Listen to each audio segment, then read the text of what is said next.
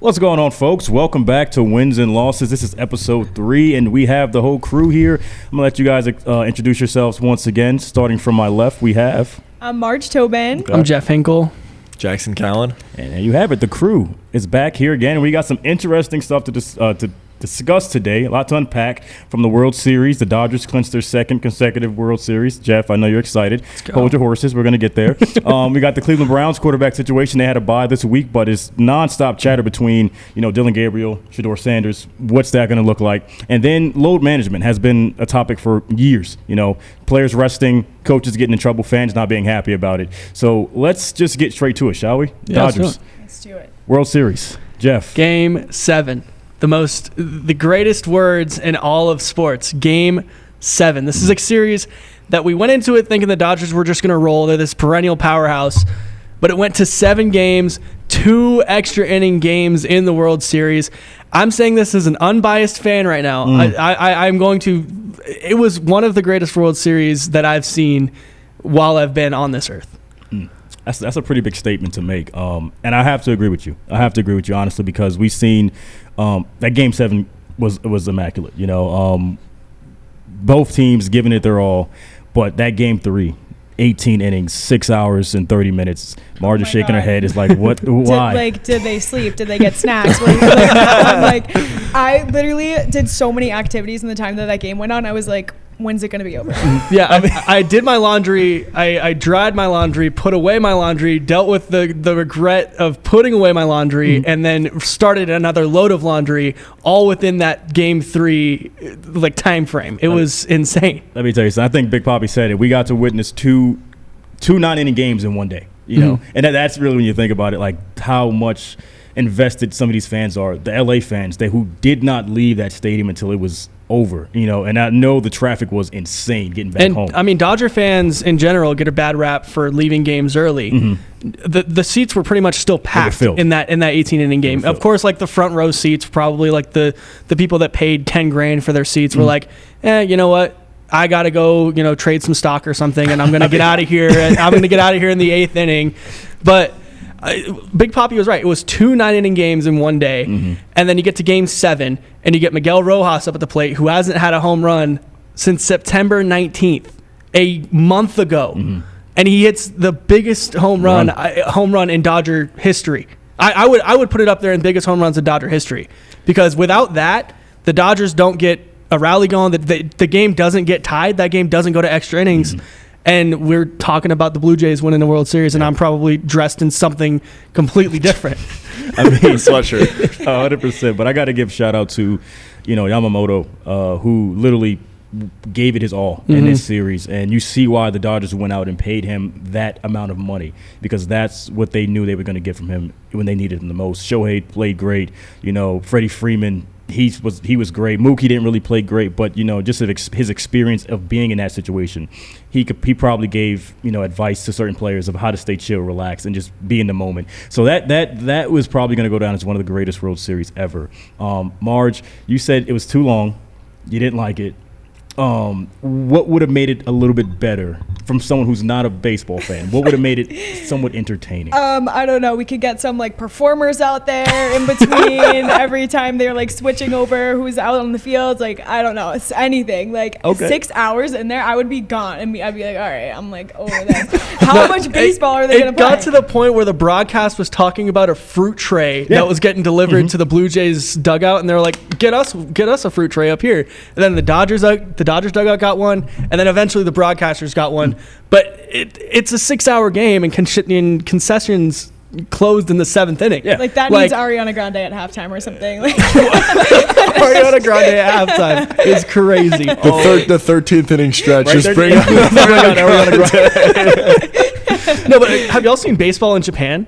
No. They actually have cheerleaders that come out and do performances, like Marge was saying, in between the innings. That would keep me So, around. that would keep you interested. But then those cheerleaders who are only used to doing a 9-inning game would also probably be tired after the 13th, 14th inning. Good point. For sure. It was also 3:30 in the morning when it ended on the East Coast. So those people did not sleep. I mean, I don't blame them. Some people they have to work the next day. Yeah. So that's totally understandable. But when we just wrap this whole thing up, I think it's one of the best World Series we've been a part of. And I'm looking forward to seeing if the Dodgers can, three-peat. Yeah. It's possible. I don't know. I don't think it's never been done before. The Yankees did it 98, 99, and 2000. Right. Wow. Yeah. Yeah. You're wearing the Yankees hat too. Listen, not representing his team. Listen, I've had a long day, and I have a lot going on my head. I have a lot. His day is not even half over, folks. Just so everybody knows, he still has half his work day. Thank you. So I am not even thinking about the Yankees right now because we got bounced out a long time ago. Before we get past the World Series, I feel like we'd be remiss to say that Game 7 went to extra innings. Not only did it go to extra innings, they tied it up in the top of the ninth. The Dodgers did. The Blue Jays had the bases loaded in the bottom of the ninth, and we had a benches clearing situation. It was everything. Game 7, what more could you ask for than extra innings, benches clearing? Like, as a sports fan, what more could you want? What more could you want except some Tylenol to bring down my blood pressure, or some bear or something? Because it was nonstop action from the moment the first pitch was thrown, and Shohei Ohtani leading off that game with a triple and then not getting home in the first inning. I was like, okay, this is going to be another day where the Dodgers can't make a clutch hit. And then Miguel Rojas comes up and he's like, oh, I'll show you clutch. I mean, it was something. And you definitely said the word back and forth, and that's exactly what that series was.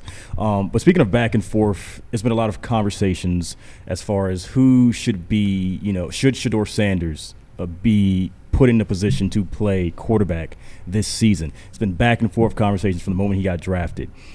Let's unpack this real quick, okay?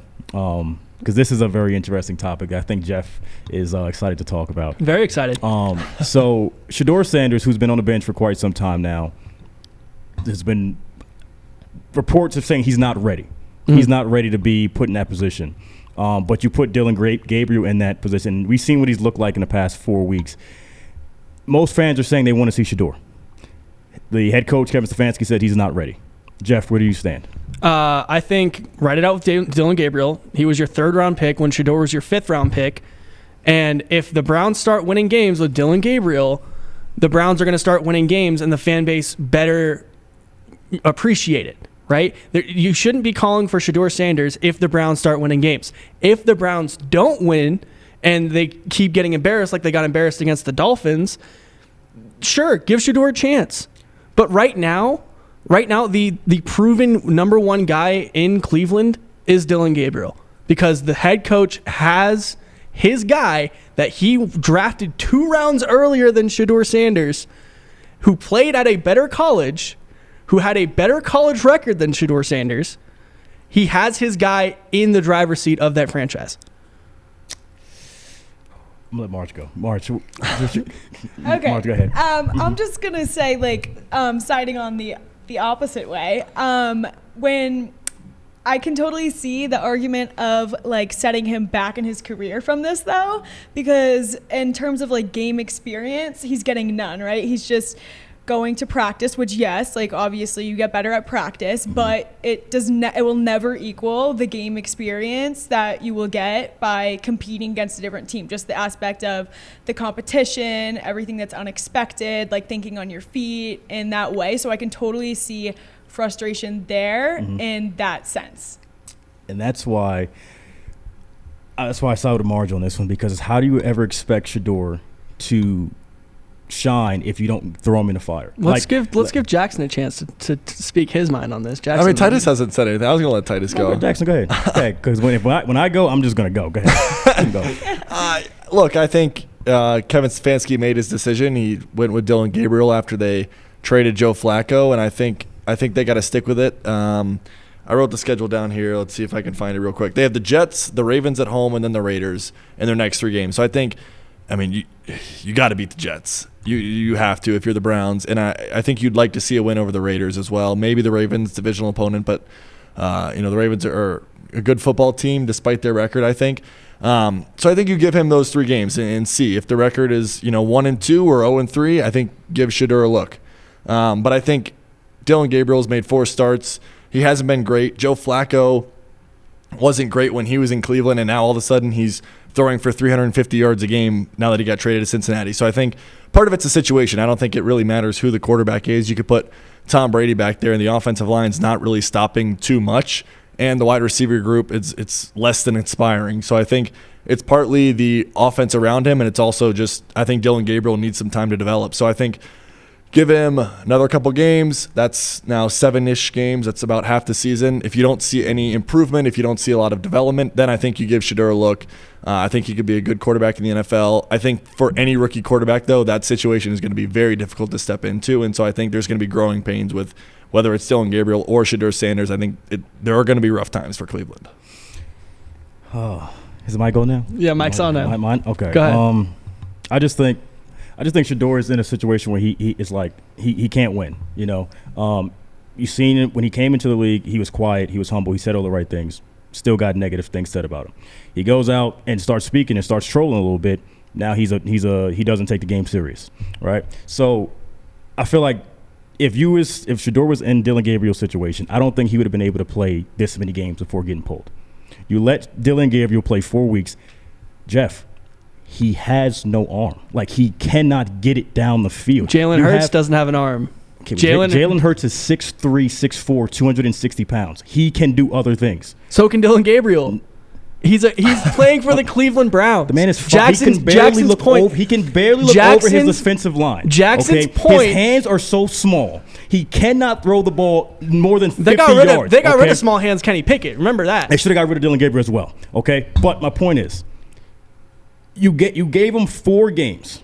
The one game that they did win, he didn't really do much. His running back Quinshon Judkins. He was the main factor in the reason why they won that game, not Dylan Gabriel. Okay, in the games that he did lose, he threw 2 picks last week to the Patriots.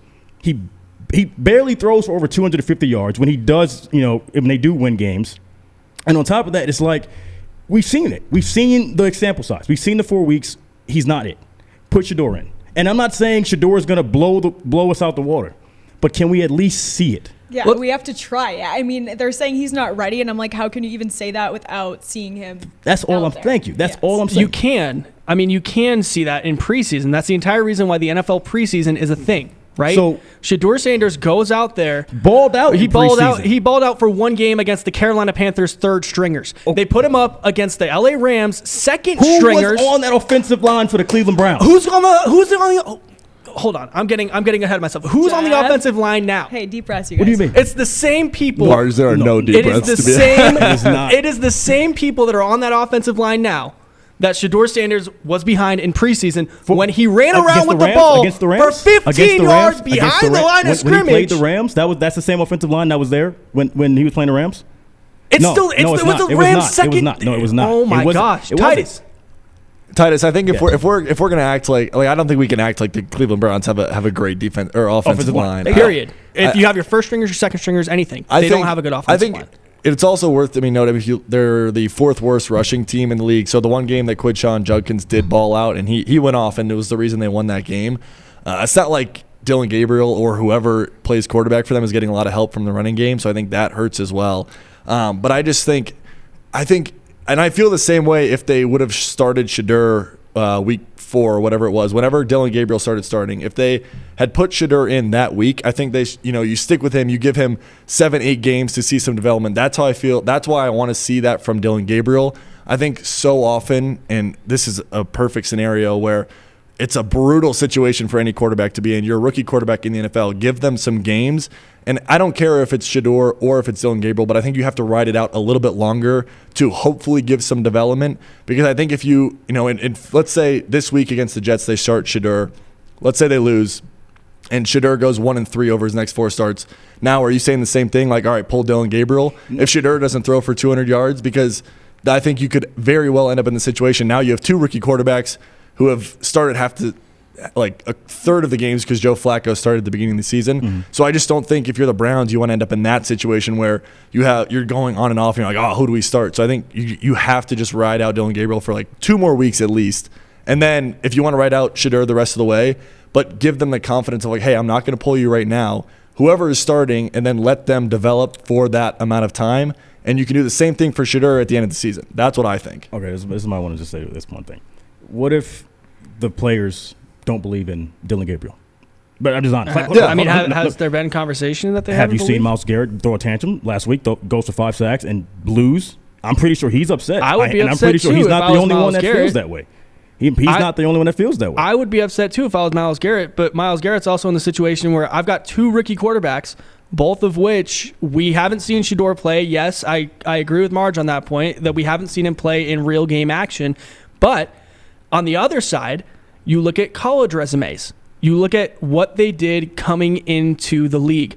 Dillon Gabriel did not lose a single regular season game at Oregon last year until the playoffs. Shedeur Sanders' He played for Oregon. That is a top program, Jeff. They get the best offensive linemen to go to those schools. Shedeur went to Colorado, a program that only won 1 game before he got there. You think they're going to get some of the best 5-star recruits to go to Colorado? No. Shedeur had to work with what he had, and he put up 40 touchdowns in his time at Colorado. You have to look at that and say he had very little to work with, but produced so much, and only had one person to throw the ball to, and Travis Hunter, and he still put out 40 touchdowns. 24 of those went to Travis Hunter. That's his only option. He had no one else to throw the ball to. Jeff, and may I add, come on. With a new team, you don't know who's going to work better with the team. Like, you can't really go back onto their college career because they're on a whole new team with new players. It's a different environment. I don't think it's fair to look back and compare those.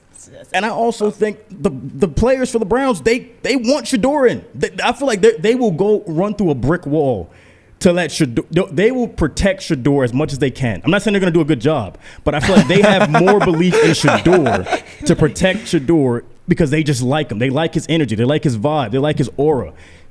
And I think the fans of Cleveland, more motivation. Put him in. See thank what you. Happens. Yeah. See what happens. They like his vibe. They like his aura. They like his confidence that he went swag. 1 game over 500 while he was at Colorado, and he deserves all the confidence in the world because he had a just above 500 record at Colorado. See, this is where I disagree with Jeff. This is where I disagree with Jeff because I think he should have all the confidence in the world. He's a professional athlete, and I think his dad's Deion Sanders. So that's true. You can't punish him for like you're learning confidence from your dad, but yeah, but I think any athlete, the biggest key is confidence, no matter what level you play at. Like, I mean, I don't know how many. Like, I think most of us have been in the situation where, like, when a coach believes in you and they're like, "Hey, I'm going to give you another chance.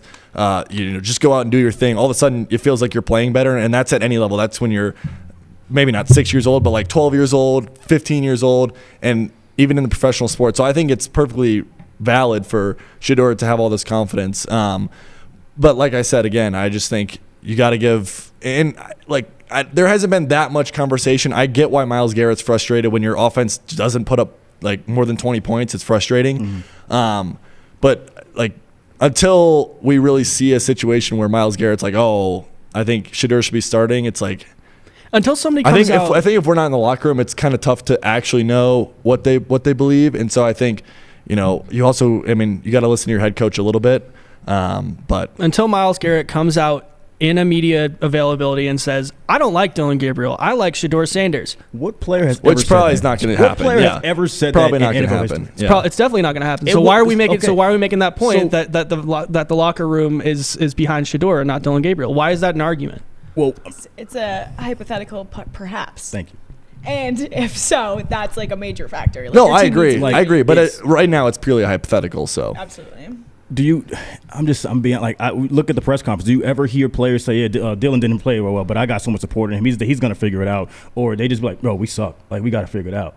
No, like, do they support Dillon when they lose? Do they speak highly of him when they lose? Do you ever speak highly of your quarterback when you lose? No, but there are moments where, like, if you lose a game and like the quarterback wets the bed, you're gonna be like, yeah, he didn't really have the night. But I'm like, and that quarterback's got to have the humility and the guts to say, yeah, I didn't have my best game, which we have not seen out of Shedeur Sanders. Shedeur Sanders has never said, yeah, it's my fault. I'm running 15. He hasn't played though. In college too. It's not, oh, I ran the ball 15 yards behind the line of scrimmage, took a sack and lost a game. It's, I have no weapons. I have no offensive line. I don't know what I can do. I don't know what I can do to be better. All right. I don't know. I think it's less about like the person, like the specific who they are and more just about like maybe we switch it up, give them a chance. And like you were describing that other scenario where like you have these two guys now you don't know which one to put in. I don't think that is a terrible situation to be in. You kind of know what you have and you can go from there. Like yeah, maybe both of them aren't great options. Now you know that. Like you don't know right now. And it's the Cleveland Browns. You're gonna have another quarterback in 2 years anyways. Like Jeez. I mean, like we saw last week, they said he was dealing with a back injury. And that was legit. You know, his I think one of his personal people that he stays close with, he kind of confirmed that Shedeur was dealing with a back injury. So, which I think is another reason to wait like 2 more weeks and maybe give him some first team reps in the next coming weeks. Okay, more at practice. But which I'm on that board. I'm like, if Dillon Gabriel doesn't show up, give Shedeur a chance. Okay, now let's say he gets a chance. Dillon Gabriel doesn't show up, give Shedeur a chance. If Shedeur goes in, whenever he gets an opportunity, you better not pull him out. Don't pull him out the entire game. You let him play the entire game. You let him play every week consistently. I don't ever want to see, if Dillon Gabriel gets pulled out, don't put him back in for the rest of the season. That's fair. Because now Shedeur's waited all season long. He gets 4 weeks. Give him his 4 weeks. And don't take him out. Don't pull him. Don't talk bad about him. Don't say anything. Unless he goes and turns the ball over 4 times a game and throws for like 100 yards, I'm all that's how I feel, is that in 3 weeks, if the Browns haven't gotten any better and they haven't seen anything from Dillon Gabriel, start Shedeur the rest of the year and let him grow, let him get better. Right. Unless he is just killing you guys offensively, not you guys, but the Browns, just killing them offensively, throwing multiple picks, and it seems like he can't protect the ball at all. Then maybe you take him out after a couple weeks. But yeah, I think you got to let him grow once you do give him an opportunity. Fair enough, fair point. I hope the back does get better, because you don't want to see players just sitting out missing games for any reason. Yeah, speaking of missing games, injuries sitting out. Load management. Load management has been a topic for quite some time, the past 3-5 years, right? Some people are for it, some fans are against it. I'm going to go straight to the athlete of the group, Miss Marge Tobin, who played. What's your stance on load management? Do you think it's okay? Do you think it's acceptable, or should players push through it and compete? My personal belief on this one is that they should be practicing. I think if you have an injury and you're going to be going into the games with it, I think you should be practicing with it as well. Okay. I don't know if it's fair to let the rest of your team be practicing and doing and working their way up there and then not being able to compete against you for your spot if you're not at practice.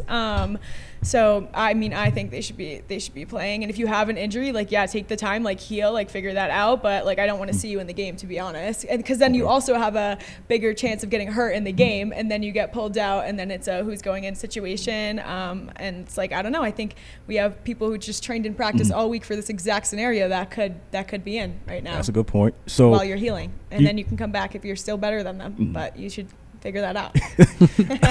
So you're for, if you're an athlete, you think if you can play. But if you cannot play, if you're 100% injured, then that's okay for you to sit out. Well, it doesn't even have to be a full injury. I totally get if it's you're just concerned that you're about to get injured, something's going on. But if you're sitting out in practice, then I don't think you should be in the game, especially if it's the practice is leading right up to it, 3 practices before you're out 2 out of the 3. You're not prepared in my eyes.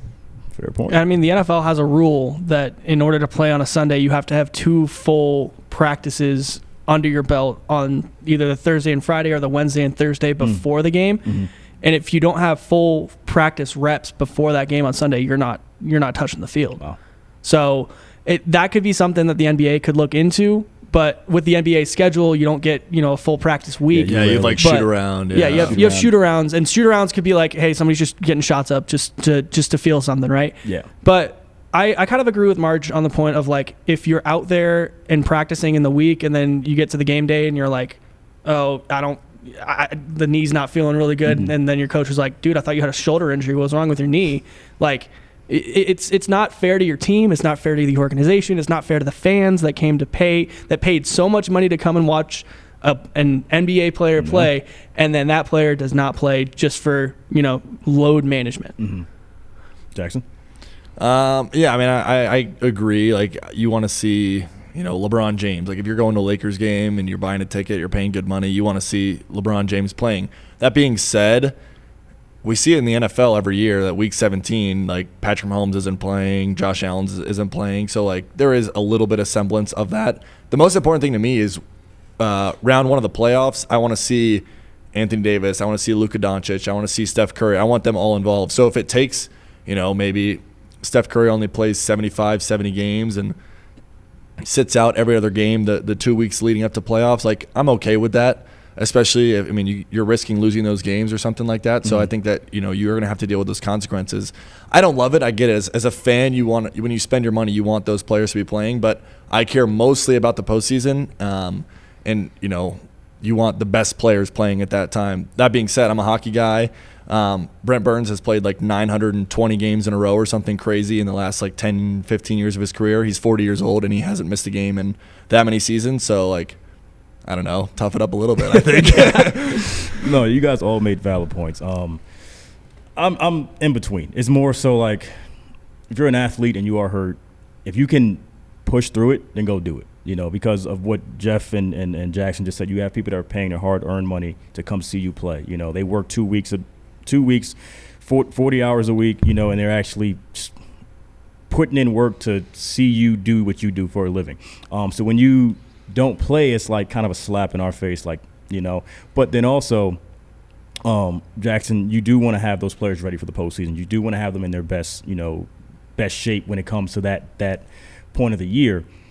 So would I be opposed to certain players sitting out the last week or two? No, because I understand, they're gearing up for the postseason. They want to get their bodies ready. So let me take a week off to heal a little bit.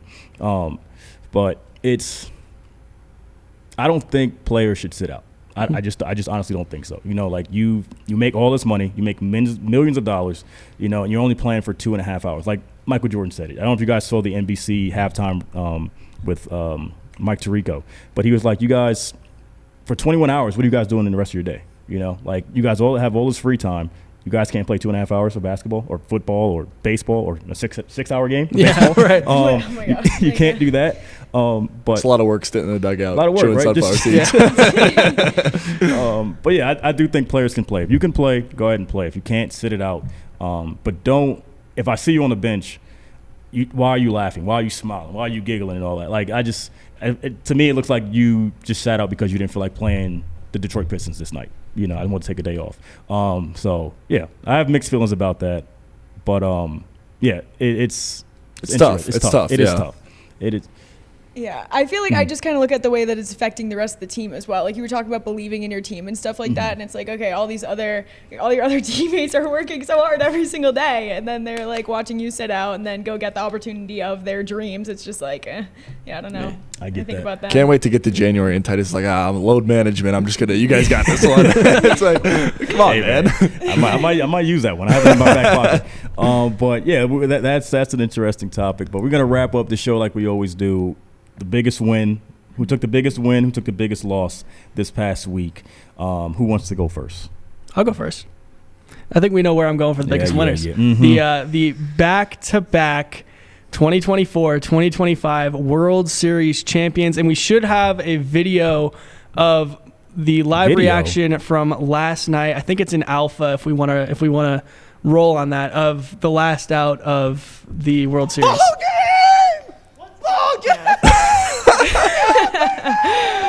Oh my God. That's a man. That is a man committed to his craft. That is a man committed to his craft. Titus was there for that entire thing, and he was just looking at me like I had 3 ears. I literally looked at him like he was with them in spring training. He was with them on the bus, on the plane ride. Like he was in the locker room with them last night. Like I was like, wow, Jeff, I didn't know you knew the Dodgers that close. Yeah. But no, I think you. Fair enough. That is the big W. Congratulations. Biggest winners of the week are them. I think biggest losers of the week are people that were playing against Brock Bowers in fantasy. He put up 43 and a half points in fantasy football. So those are my biggest losers. Okay. Who's next? Marge, Jackson? My biggest winner is sports fans. We talked about it a little bit. Game 7 was absolutely electric, and I know a lot of people aren't necessarily Dodgers fans because of the amount of money they spend, and it's LA and stuff like that. Get that later. Yeah, I look, I don't really have any big issues with the Dodgers. I like Freddie Freeman. Shohei Ohtani seems like a decent guy. Happy for all those guys, so I'm really happy for them. Also, college football starting to ramp up, getting close to postseason time. NFL, middle of the season, starting to ramp up. NBA, NHL have started, so sports fans are winning. My loser of the week, I hate to do it, but Canada. It is a tough time right now for our friends up north. Toronto, so close. 4-3 lead going into the 9th. They had the bases loaded in the bottom of the 9th with 1 out. Couldn't get a run.